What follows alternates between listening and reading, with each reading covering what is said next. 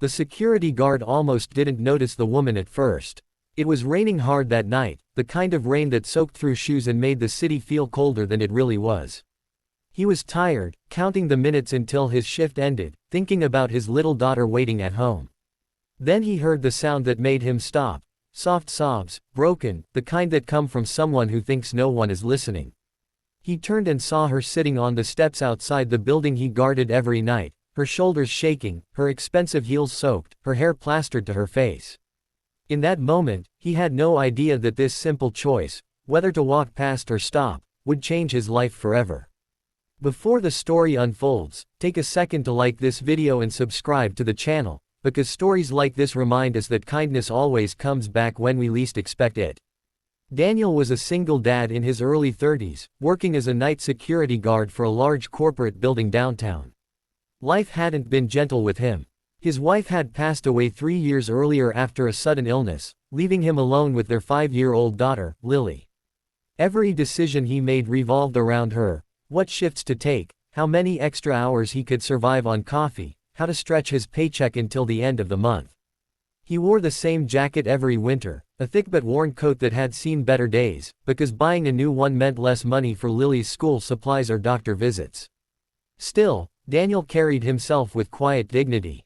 He showed up on time, followed every rule, and treated everyone with respect, from janitors to executives who barely noticed him. That night had already been hard. Lily had cried when he left for work, clinging to his leg, asking why he always worked when it was dark. Daniel had smiled, kissed her forehead, and promised her pancakes in the morning, even though his heart felt heavy. Now, standing in the rain, he saw the woman shivering on the steps, mascara streaked down her cheeks, her hands trembling as she tried to wipe away tears that wouldn't stop. Daniel hesitated. He wasn't supposed to leave his post. People like her, judging by her coat, her watch, her entire presence, usually didn't want help from someone like him. But something about her broken expression reminded him of the nights he'd cried silently in his kitchen after Lily fell asleep. He walked over slowly and cleared his throat. "Ma'am, are you okay?" he asked gently. She looked up, startled, as if she hadn't realized anyone else existed. For a second, she seemed embarrassed, then the tears came harder. She shook her head but couldn't speak. The rain soaked through her thin coat, and Daniel noticed she was shivering badly. Without thinking too much, he unzipped his own jacket and draped it around her shoulders. "You'll catch a cold," he said simply. "Please, take this." Her eyes widened. "I can't," she whispered. "You'll be cold." "I'll be fine," Daniel replied, even though he knew he wouldn't be. "My daughter says I'm very strong." It was the smallest smile, but it made her laugh through her tears. She pulled the jacket closer, breathing in as if the warmth was more than just physical. They sat there for a few minutes while the rain slowed to a drizzle. She didn't tell him her name. She didn't explain why she was crying. And Daniel didn't ask. Sometimes, he knew, people just needed someone to sit with them in silence. Eventually, she stood up, handed the jacket back, and looked at him with eyes still red but calmer. "Thank you," she said quietly. "You have no idea how much that meant to me." Before he could respond, she turned and walked away, disappearing into the city lights. Daniel finished his shift cold and soaked, but his heart felt strangely warm. When he got home, Lily was asleep on the couch, waiting for him like she always did. He carried her to bed, tucked her in, and smiled, thinking maybe the world wasn't as cruel as it often felt. The next morning started like any other. Daniel dropped Lily at school and headed to work, unaware that his supervisor had been calling him repeatedly.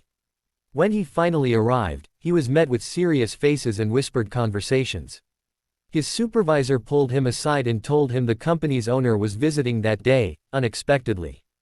Everyone was on edge. Daniel adjusted his uniform, hoping nothing would go wrong. He was just a guard, staying invisible was usually the safest option. When the elevator doors opened on the main floor, Daniel froze. Walking out, surrounded by executives and assistants, was the same woman from the night before. Her hair was styled perfectly, her suit elegant and powerful. She looked confident, composed, like someone who belonged at the top. For a second, their eyes met. Daniel's stomach dropped. He felt embarrassed, suddenly aware of his worn shoes and cheap uniform. He looked away, afraid she might not even remember him, or worse, remember him and feel awkward. But she stopped walking. The entire group stopped with her. She turned, looked directly at Daniel, and smiled. Not a polite smile, but a genuine one, full of recognition. "You," she said softly, stepping toward him. The executives exchanged confused looks. "You're the man who gave me his jacket." Daniel swallowed. "Yes, ma'am," he said, unsure what else to say. She laughed lightly. "Please don't call me ma'am. My name is Claire." That's when it hit him.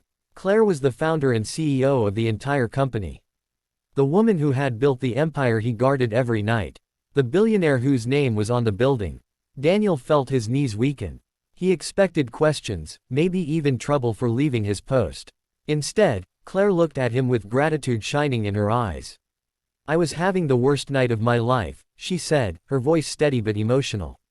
"I'd just come from a meeting where everyone questioned my decisions, my worth, my leadership. I felt completely alone. And then a stranger gave me warmth without asking for anything in return." The room was silent. Claire turned to her team. "This," she said, gesturing to Daniel, "is the kind of person we should all strive to be." Then she looked back at him. "Tell me about yourself." Daniel hesitated but spoke honestly. He told her about Lily, about losing his wife, about working nights to make ends meet. He didn't complain. He didn't ask for help. He just told his story the way it was. Claire listened closely, her eyes softening with every word. A week later, Daniel was called into hour. His hands shook as he walked in, expecting the worst. Instead, he was offered a new position, better hours, better pay, and benefits that meant he could finally spend evenings with Lily. Claire had personally approved it. But that wasn't all. She also set up a scholarship fund in his wife's name for Lily's future education, saying it was the least she could do. When Daniel told Lily the news, she hugged him tightly. "See, Daddy," she said proudly, "you are strong." Daniel realized then that strength wasn't about money or power. It was about kindness when no one was watching. Years later, Daniel would still wear that old jacket sometimes, not because he needed it, but because it reminded him of the night everything changed. And Claire never forgot either. She often said that the most valuable lesson she ever learned didn't come from a boardroom, but from a cold, rainy night and a single dad who chose compassion over comfort.